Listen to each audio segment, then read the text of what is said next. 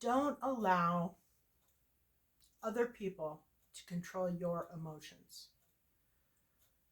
And what I mean by that is if you care about what other people say to you or what other people do to you, specifically saying. So the situation that I'm thinking about is online, social media.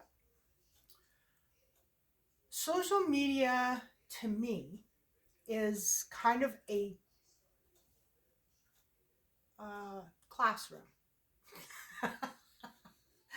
In my day, it was chat rooms. You know, MSN, AOL, chat rooms were huge, were big, big, big. And I participated in them. And I always saw the benefit of being in a chat room, dealing with people that were very different from myself. And adding to that, putting myself in a medium that is devoid of proper expression. And what I mean by that is when you text something or when you type something and you send it, it can come across very differently than you intended.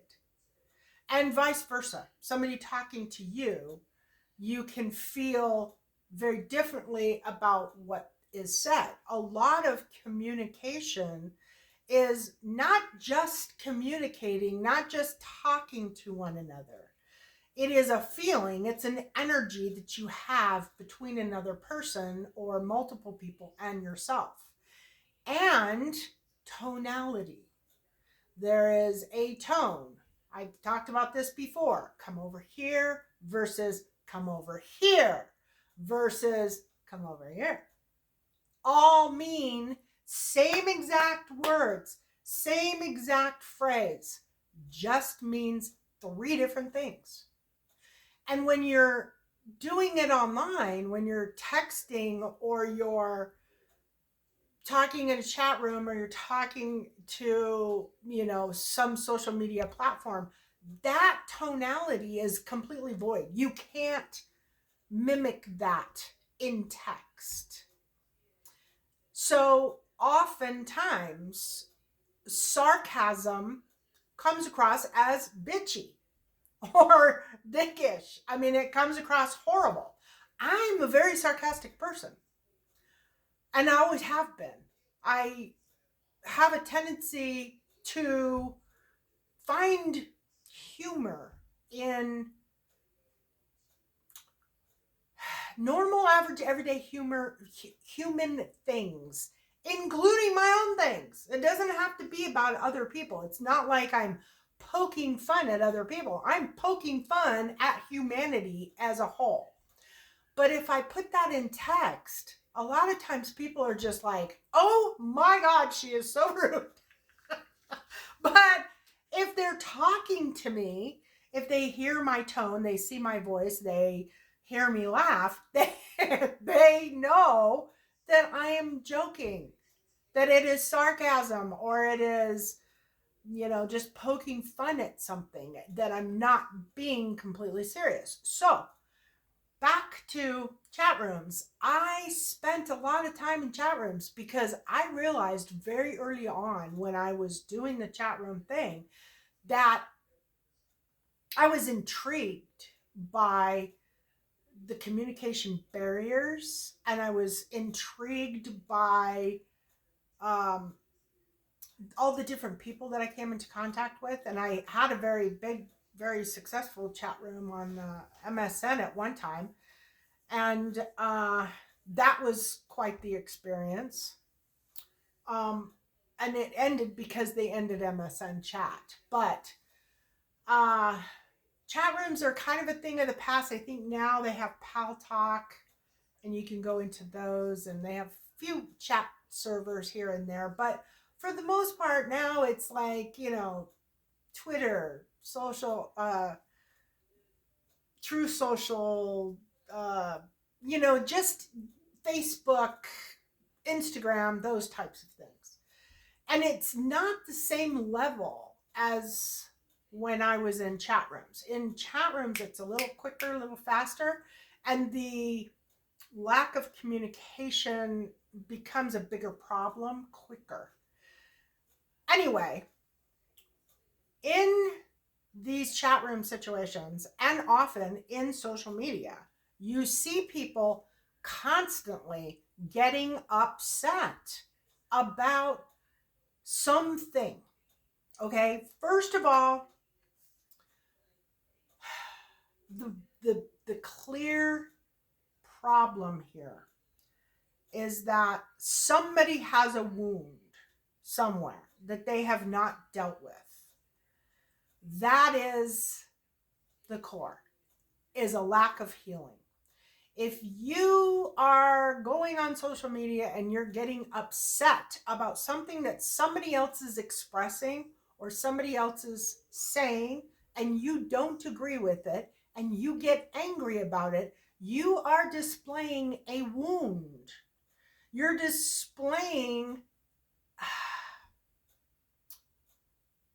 you're showing the entire world that you are damaged goods. And more people subconsciously, they don't even have to really think about it. Subconsciously, they could start picking on you just because they see a wound. They see a little scab and they start picking. And they try to pick bigger. There's people that are like that.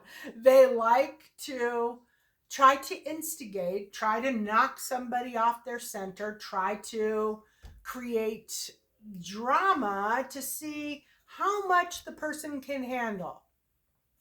How much can this person handle? Let's see if I can control them with my opinions, with my thoughts, with my way of being.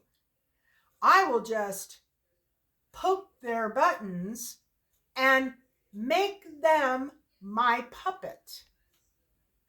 That happens hourly. I think that happens probably every 5 minutes online. It happens in real life too. It happens all the time. And the key is you cannot allow people to control you by poking or instigating your emotional response. In fact, if somebody is doing that, you need to do exactly the opposite. You need to shut it down and ignore them. Do not respond, because it is somebody who is very specifically trying to control you and your emotional nature. And as long as you can be controlled by your emotions, you will not be a free person. You cannot care what other people think. You have to not care. Not care. And if you do something, you say something, and somebody makes a remark to you and it hurts, there's an ouch, damn, that hurt. Instead of reacting and going after that person who very obviously is poking at you, what you want to do is go sit somewhere and try to figure out why you felt the ouch. Because if you can figure out why you felt an ouch, you will find a healing opportunity. And one that you may not have even known you had. Maybe this person's way of being or this person's words say something to you that somebody else said to you 10 years ago or 20 years ago. And you need to heal that issue. You need to go back and forgive that person. Heal whatever it is that you have going on. You need to figure out what that is, and you need to do it in the dark of a room by yourself. Dark night of the soul. You don't talk to anybody about it. You don't talk to this person about it. You don't talk to anybody. You go to a place by yourself and you ask yourself the question, why did that hurt me? And you search your memory banks for the reason why until you find it. And then you heal that. You cry, you punch, you scream, you do whatever you need to do in the dark by yourself. Heal your own wounds. And then you come back out and you ignore anybody who says anything about it. Because it's none of their damn business. If you allow people to control you through emotional manipulation, you will constantly and forever be controlled. Forever. You will never be free. Anybody that wants to control you at any given time can just come up and say the right words to you, find the right combination, and you will just fall right into their plan. Be sure you're not falling into people's plans. You're not doing it online. If you find that you're in chat rooms or you're online and you are having these responses, don't stop doing what you're doing.